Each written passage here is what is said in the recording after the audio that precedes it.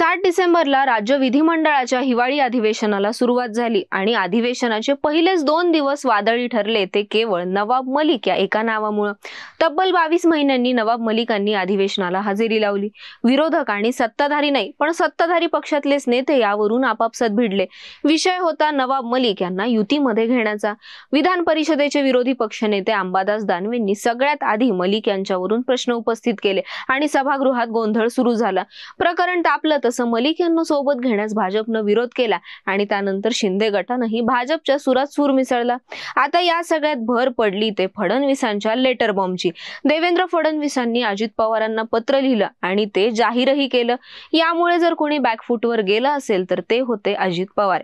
फडणवीसांचं पत्र शिवाय मलिकांना सभागृहात मिळालेला आसन क्रमांक यावरून फडणवीसांचे किंवा भाजपचे खरे टार्गेट नवाब मलिक नव्हतेच असं आता म्हणलं जातंय। फडणवीसांना नेमकं कोणाला टार्गेट करायचं होतं? नवाब मलिक यांच्यावरून सुरू झालेल्या वादात भाजपनं काय साध्य केलं जाणून घेऊयात या व्हिडिओतून।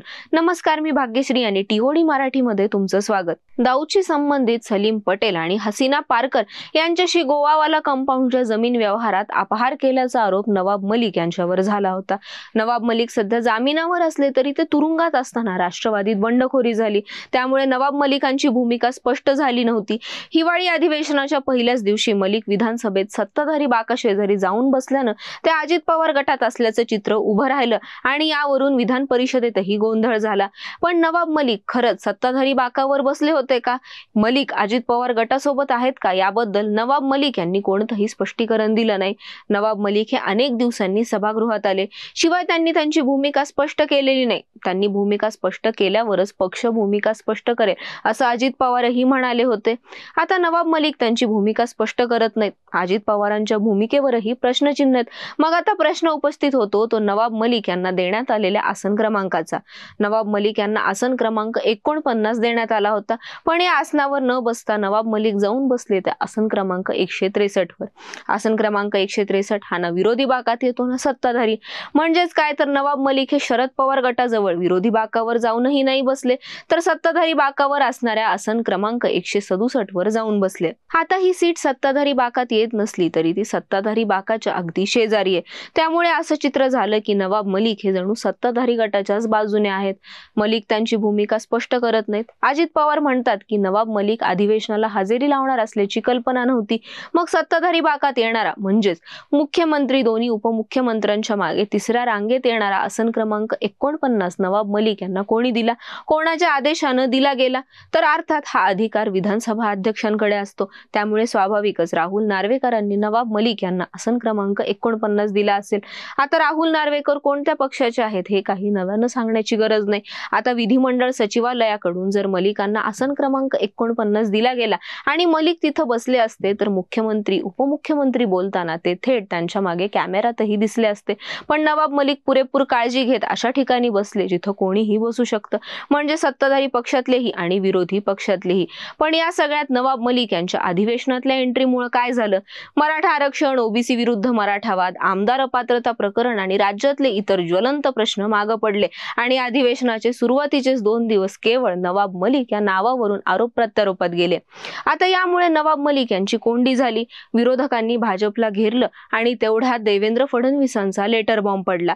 देवेंद्र फडणवीसांनी नवाब मलिकांना अजित पवार गटात सहभागी करून घेण्यावरून आपली नाराजी व्यक्त केली। त्यांनी रीतसर पत्र लिहून नवाब मलिकांच्या सरकारमधील समावेशाला आपला विरोध असल्याचं स्पष्ट केलं, पण त्यांनी हे पत्र ट्विट करत जाहीर केल्यानं अजित पवारांची ही कोंडी झाली। कारण या पत्रामुळे अजित पवार किंवा अजित पवार गटातील इतर कोणतेही नेते उघडपणे नवाब मलिकांच्या बाजूने बोलू शकले नाहीत। अजित पवारांनी अधिवेशनाच्या पहिल्याच दिवशी जवळजवळ 55,000 कोटींपेक्षा जास्त पुरवणी मागण्या मांडल्या होत्या, ज्यातून सत्ताधारी आमदारांना सरासरी 40 कोटींच्या आसपास निधी जात होता। थोडक्यात काय तर यामुळे अजित पवार चर्चेत असतानाच फडणवीसांचं पत्र येऊन धडकलं आणि अजित पवार बॅकफुटला गेले। आता नवाब मलिक प्रकरणातून कुठेतरी भाजपच्या टार्गेटवर अजित पवार असल्याची चर्चा रंगली, पण त्यातच अंबादास दानवेंनी फडणवीसांना पत्र लिहित प्रफुल्ल पटेलांचं प्रकरण उकरून काढलं। यामुळे काय झालं तर अजित पवार गटासोबतच भाजप पण गारज झालं। नवाब मलिक आणि प्रफुल्ल पटेल यांचं प्रकरण वेगळं असलं तरी पटेलांवर झालेले आरोपही गंभीर आहेत, त्यामुळे पटेलांचा विषय चर्चेत आला आणि अजित पवार गटासोबत भाजपही शांत झालं आणि भाजपची खेळी त्यांच्यावरच बुमरँग झाल्याची चर्चा रंगली। सध्या हिवाळी अधिवेशनाचा दुसरा आठवडा सुरू आहे. नवाब मलिक 2 दिवस अधिवेशनात आले, पण पुन्हा तब्येतीचं कारण देत ते आले नाहीत आणि आता येतील की नाही सांगता येत नाही. पण नवाब मलिक यांच्या मुद्द्यावरून नागपूरची राजकीय हवा मात्र चांगलीच तापली. फडणवीसांच्या पत्रामुळे नवाब मलिक नाही, पण अजित पवारच तर भाजपच्या टार्गेटवर नव्हते ना, असंही म्हणलं जातंय. पण या वादात खरंच राज्यातले महत्त्वाचे प्रश्न शिताफीनं मागे पडलेत असं आपल्याला वाटतं का? तुमची प्रतिक्रिया कमेंट करून सांगा आणि अशाच व्हिडिओसाठी टाइम्स ऑफ डेमोक्रेसीच्या YouTube चॅनलला सबस्क्राईब करायला विसरू नका. Times of democracy TOD Marathi, लोकांकडून लोकांसाठी.